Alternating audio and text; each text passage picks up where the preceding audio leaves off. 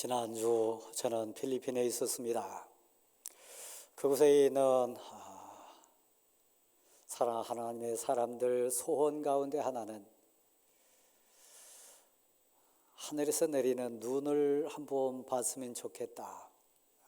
손을 내밀어 가지고 그 눈을 만지고 쌓여있는 눈 가지고 눈사람도 만들어 보는 그런 기쁨도 누렸으면 좋겠다. 솔직한 그들 마음에 있는 소원으로 들렸습니다.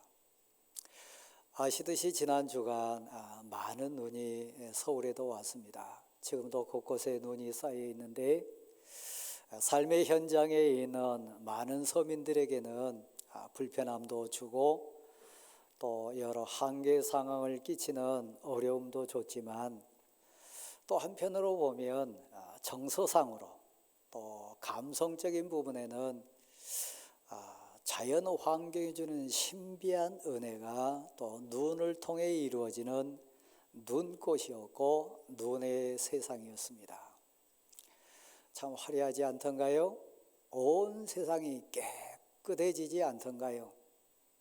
위로부터 내리는 눈 때문에 온갖 지저분한 것들, 울퉁불퉁한 웬만한 것은 다 덮였고 지붕도 심지어는 차도 다 한 가지 색, 하얀 깨끗한 색으로 통일을 시켜줬습니다.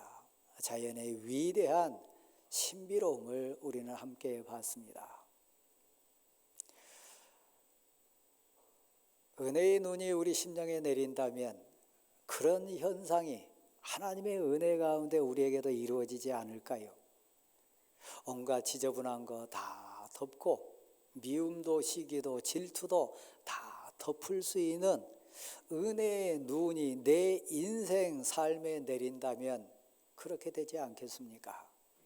그래서 나뭇가지도 다 눈꽃을 달고 있고 지붕도 다 마당도 깨끗해진 것처럼 우리 마음밭도 우리 생각도 우리의 모든 감정까지도 다스릴 수 있지 않겠습니까? 천천히 한번 생각해 보세요. 저는 세상에 가장 지저분한 것 그 중에 몇 가지 꼽으라 그러면 내린 눈 위에 차가 지나간 다음에 짓밟혀진 그 눈, 질퍽거리고 가장 지저분하게 뒤엉켜 있는 길바닥에 그 눈 흔적이 아닐까 싶어요. 얼마나 지저분합니까? 얼마나 더럽습니까? 근데 원래 그러지 않았잖아요. 깨끗했잖아요. 모두를 감동시킨 포근함이 있었잖아요. 우리 믿음의 마음밭도 한번 생각해 보면 또 그렇지 않을까요? 은혜 받아서 복 받아서 정말 은총 가운데 우리가 성령의 충만으로 산다면 세상에 그렇게 아름답고 복받은 인생이 어디 있을까요? 하나님의 사랑 가운데 하나님의 뜻을 거역해 보세요. 죄악으로 짓밟혀진 그 은사와 은혜와 주어진 달란트를 한번 생각해 보세요. 얼마나 세상에 지저분한 대상이 됩니까? 지금 사순절입니다. 사순절은 하나님 앞에 서는 겁니다. 믿음의 거울을 들고 나를 하나하나 살피는 기간입니다. 우리는 오늘 이 예배당에 나온 자체가 얼마나 복을 받았는지 모릅니다. 지난 주간 필리핀에 있으면서 이런 환경에서 사람이 살 수 있을까? 이 좁은 공간에 이 많은 가족이 함께 거할 수 있다고 하는 게 신비하다. 너무 안타까웠어요. 가슴 아팠어요. 그리고 제가 하나님 앞에 많은 걸 내놓고 회개하면서 이 시대의 목회자로서 이 시대의 신앙생활하는 성도의 입장에서 많이 또 생각한 게 있었어요. 저만 그런 게 아니라 동참했던 우리 선교팀이 아마 다 그랬을 겁니다. 저는 또 한 면을 그 현장에서 봤어요. 그곳에 지어진 교회와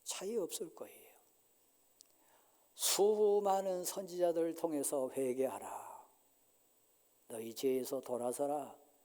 너는 하나님의 사람이다. 너 기도하는 인생이다. 너 하나님의 말씀을 받지 않았느냐? 하나님의 뜻 헤아리고 있지 않느냐? 너 손을 보고 발을 보고 너 눈을 보고 너 가진 모든 것을 살펴봐라. 하나에서 10까지 다 하나님 것 아니냐? 너 것 아니다. 겸손해라. 진실해라. 믿는 사람답게 경건해라. 거룩하게 세상과 구별해가지고 나 믿는 사람답게 그렇게 생활해라. 마음도 영혼도 너의 삶의 현장의 육신의 모습도 그렇게 살면 안 된다. 수많은 선지자들이 에레미야 당대까지 갔습니다. 외치고 갔고 심지어 선지자들 잡아 죽였습니다. 온갖 죄를 알게 모르게 다 지으면서 더 이상 하나님이 용서하실 수 없는 상황까지 그들은 타락했습니다.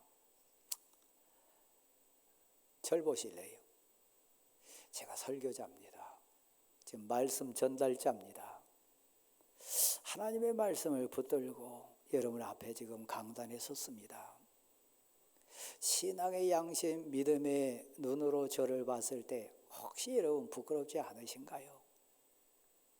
하나님,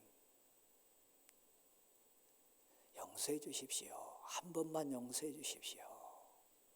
수많은 선지자들 그렇게 외쳐도 소 귀에 경이 익듯이 스쳐 지나갔던 이스라엘 백성들이 망했던 것처럼, 그래서 슬프다 이 성이여 어찌 이리 멸망하였는고, 슬프다 이 인생들이여 어찌하다가 이렇게 처절한 인생이 되었는고. 아팠어요. 적어도 이 본문 말씀을 증거하고 선포하고 있는 에레미야 선지자는 너무 아팠어요. 나무에 썼어요. 그래서 오늘 본문에 그 고초와 재난이 담적 곧 쑥과 담적과 같도다. 쑥을 씹어보세요. 얼마나 씁니까? 쓸개 혹시 먹어봤나요? 쓸개를 입 안에 넣고 삼키는 것처럼 너무 힘들었어요. 아내가 겁탈을 당합니다. 내 사랑하는 아들이 칼에 찔려 죽습니다. 사지가 묶여가지고 포로로 끌려갑니다. 그 자랑했던 예루살렘 성이 무너지고요. 그렇게 안이하게 생각했던 예루살렘 성벽이 회파됩니다. 여러분 가운데 지금 인생의 성벽이 무너진 분 계세요. 여러분의 아내가 남편이 어려움 당한 분 계세요. 눈에 넣어도 아프지 않을 내 아들과 딸이 지금 너무 불쌍해서 내가 대신했으면 좋겠다 싶을 정도 고난 가운데 있는 성도 있을 수 있어요. 너무 아파요. 생각하면 너무 괴로워요. 그냥 이 에레미야와 이 말씀을 진실로 받는 성도 입장에서는 그게 쓱 지나간 게 아니라 가슴에 담았어요. 마음에 담았어요. 마음에 담고 보니까 기억이 됐어요. 더 아파요. 더 쓰리고 아픈데 그 화려했던 시간과 지금 상황이 비교가 되는 거예요. 그 마지막에 내가 순종했더라면, 그때라도 내가 속 차리고 그때라도 하나님 앞에 엎드려가지고 회개했더라면 그게 더 아팠어요. 그게 더 부끄러웠어요. 당신의 건강, 당신 가정의 평안, 그 여러분 자리에서 지금 이루어진 거 아닙니다. 어쩌면 마지막일 수 있어요. 하나님이 참고 지금 마지막 절벽에 여러분이 서가지고 하나님께 손 내미기를 하나님께 정말 그를 바라보고 소원하면서 기다리기를 좀 기다리시는 하나님일 수 있어요. 그게 생각하니까 너무 아팠어요. 내가 회개하지 못함으로, 내가 믿음의 역할 제대로 감당하지 못함으로 우리 가정에, 내 사랑하는 자에게, 내 인생에 이런 아픔이 왔구나. 그거 생각하니까 기회는 많았었는데, 그 계기는 여러 번 있었는데 왜 그때 내가 놓쳤을까? 왜 그때도 나는 교만했을까? 왜 그때도 나는 하나님을 바라보지 못하고 하나님의 은혜를 기다리지 못했을까? 하나님은 성실하시고 하나님은 선하신 분이신데, 그때 내가 손 내밀었더라면, 그때 하나님을 바라보고 엎드렸더라면 하나님이 날 성실하게 보셔서 선하심으로 손 내밀어 주셨을 텐데, 그거 생각하니까 너무 더 아팠어요. 한번 돌아서서 이렇게 고백합니다. 자, 한번 더 다실까요? 오히려 소망입니다. 그냥 깨닫지도 못하고 알지 못하고 쓱 지나가 버린 것보다 그걸 마음에 담았으니까요. 이 교훈, 이 아픔, 이 고난과 고통을 통해서 하나님이 내게 무엇을 말씀하시는가?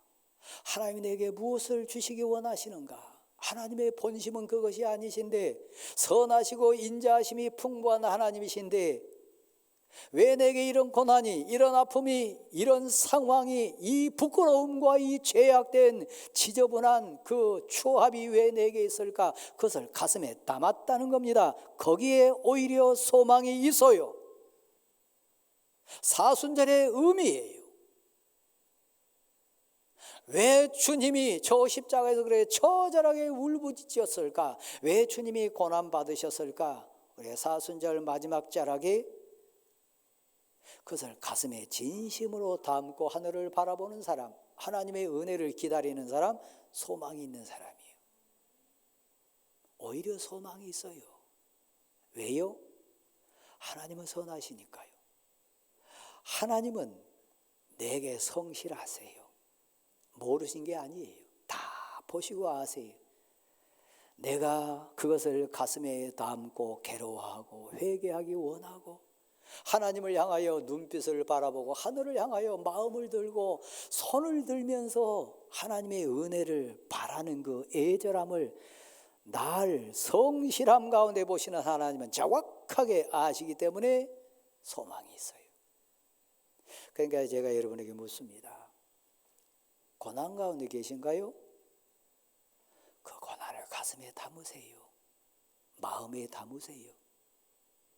그리고 하나님을 향하여 눈을 드세요. 구하세요. 은혜를 기다리세요. 그러면 하나님이 십자가의 아들 내주셨잖아요. 하나님이 성실하시고 그 긍휼하심과 인자하심이 충만한 거 우리 지식적으로 알잖아요. 구하세요. 기다리세요. 하나님의 본심은 우리가 죽는 거 아닙니다. 우리를 망하게 하는 거 아닙니다. 고린도후서 12장 1절부터 10절 말씀에 보면 오늘 본문에 울고 있는 에레미야와 같이 우는 한 사람을 만나는데 사도 바울입니다. 사도 바울도 화려한 인생이었어요. 많이 배웠고요. 선택받은 인생으로 살아가서 여러분이 아시듯이요. 거기다가 영적인 부분에 삼층천까지 경험한 놀라운 은혜 체험한 사람이었습니다.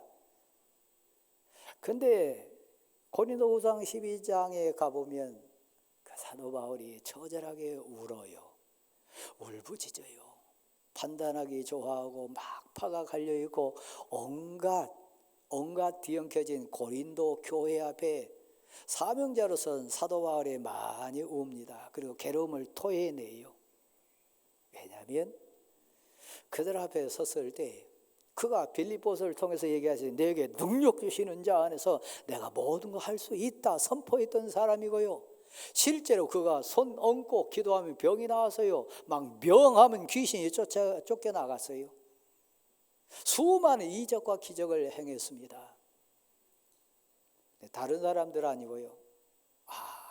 비난하기 좋아하고 그를 사도로 인정하지 않는 고린도 교회 성도들 앞에 섰을 때, 막 은혜 충만한 다른 교회 앞에 섰을 때면 또 차원이 다른데, 이 고린도 교회 앞에 섰을 때 그는 많이 울어요. 너가 사도 맞냐? 너의 능력이 있냐? 너 하나님이 보낸 사람 맞냐? 너 입술로 선포하고 증거한 그 내용 복음이 진실이냐? 너 보니까 우리가 봐도 부끄러운데. 사도 바울 입장으로 돌아가 보면 쥐구멍이라도 있으면 피하고 싶은 너무 부끄러움이 있었어요. 육체의 가시요, 아프며. 그것이 안질이었다 말하는 성경학자도 있고 간질이었다 말하는 성경학자도 있고 다양해요. 그러나 분명한 것은 부끄러운 거예요. 성도 앞에 서기가 부끄러운 거예요. 그래서 하나님께 울부짖으면서 기도합니다. 하나님, 제가 사도 아닙니까? 하나님의 사자 아닙니까? 그런데 왜 내게 이런 부끄러움이 있습니까? 고쳐주세요. 이 부끄러움을 저에게서 좀 없애주세요. 오늘 본문으로 해석하면 망했어요. 슬프다, 이 인생이요. 슬프다, 이 성이요. 그 내용처럼요. 그래서 하나님께 애절하게 기도합니다. 고쳐주세요. 하나님의 본심은 그게 아니어서요.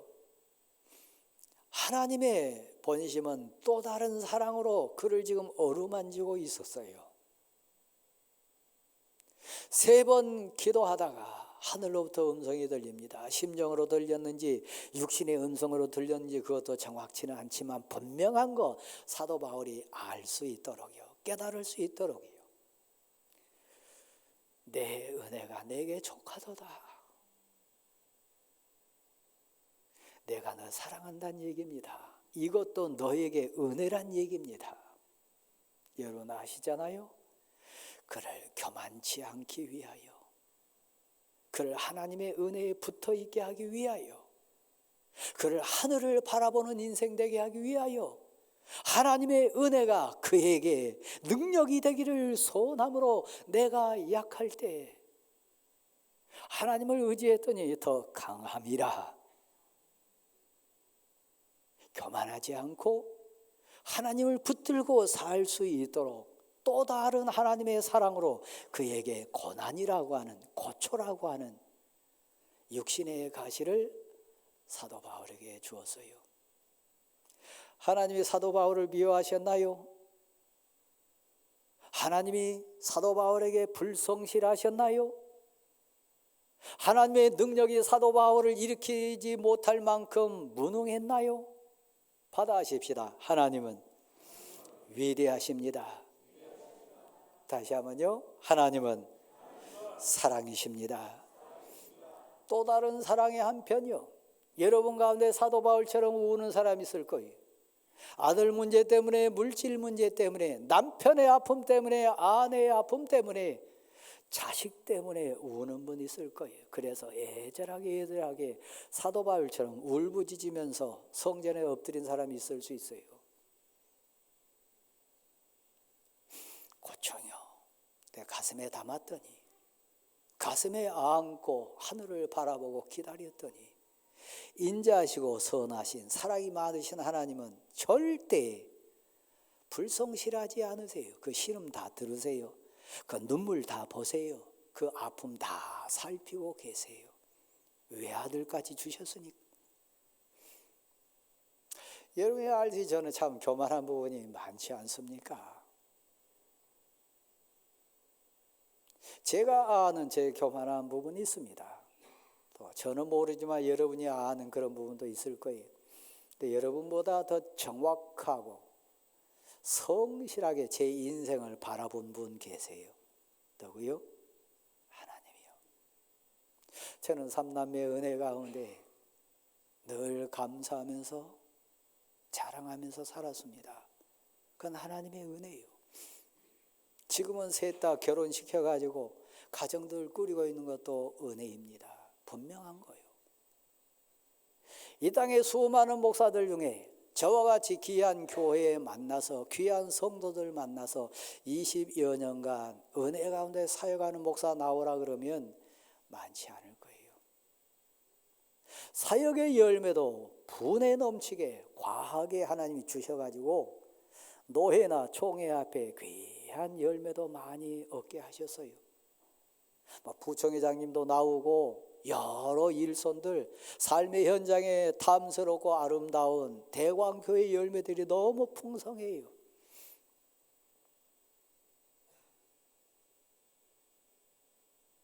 거기다 하나님이 더 하나 얹어주신 게 있어요. 이 땅에 수많은 목사님들 가운데요, 대광교회 담임 목사인 저처럼 부채 없이 성전을 건축하고 바로 봉헌한 목사는 아마 얼마 없을 거예요. 자녀에 대한 복, 교회에 대한 복, 성전 건축에 대한 복, 얼마나 제가 복받은 목사입니까? 근데 여러분이 아시잖아요. 그래 저 교만했어요, 안 했어요? 제가 아는 교만 많아요.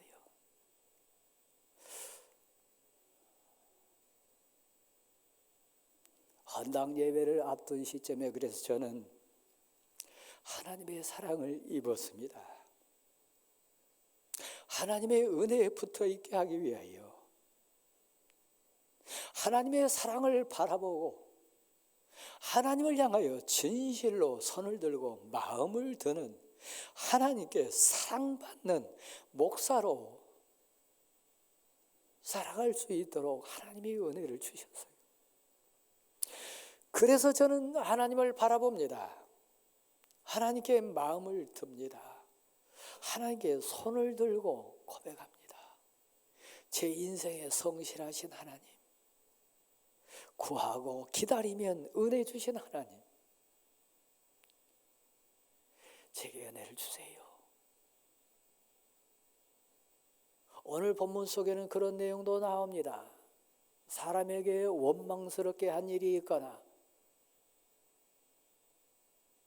불공평하게 대하는 일이 있거나 그 모든 것은 너희의 죄값 때문이라 그러면서 얘기가 있습니다.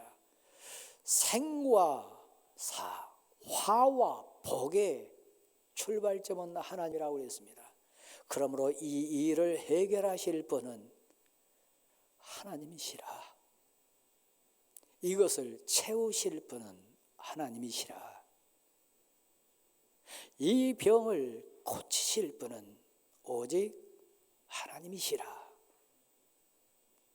그 하나님에 대한 얘기를 합니다. 그래서 너희는 마음을 들라.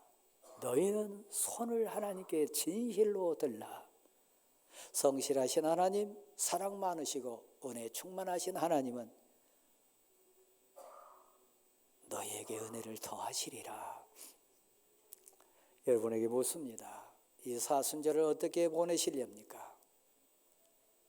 사순절, 그 화려했던 예루살렘 성전을 무너뜨릴 수밖에 없는 하나님의 책망하심, 그 화려하고 풍성했던 솔로몬의 영화가 가득했던 예루살렘 성이 무너져서 슬프다. 이 성이요, 표현할 수밖에 없도록 철저하게 무너뜨리신 그 하나님의 경고가 제가 다시 묻습니다.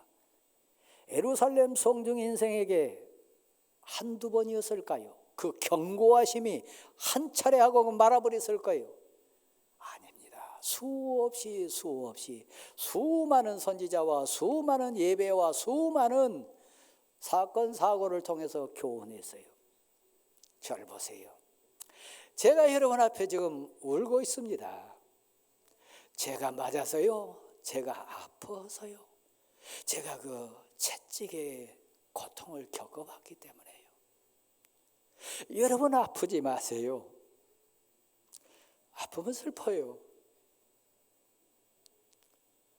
여러분은 망한 인생 되지 마세요. 인생이 망하면 서러워요.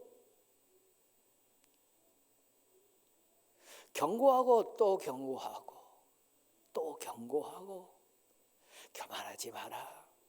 너 거 아니다. 교만하지 마라. 하나님이 주인이시다. 교만하지 마라. 죄 짓지 마라. 돌아서라. 하나님이 너에게 대해서 성실하시다. 널 사랑하니까 널 붙들기 위하여, 널 지키기 위하여, 너를 보호해 주시기 위하여 하나님은 외아들을 내놓으셨을 뿐만 아니라 너를 붙들기 위하여 너에게 고난이라고 하는, 고초라고 하는 담즙을 주었노라. 내 본심이 아니라. 저의 이 설교가 여러분에게 마지막 경고일 수 있어요. 순간이요. 사순절 어떻게 보내실렵니까? 엎드리십시오. 회개하십시오. 마음을 드십시오. 손을 드시고 하나님의 은혜를 구하십시오. 하나님의 사랑을 간절히 사모하는 여러분 될 수 있기를 간절히 소원합니다. 고백으로 일어나십시오. 436장입니다.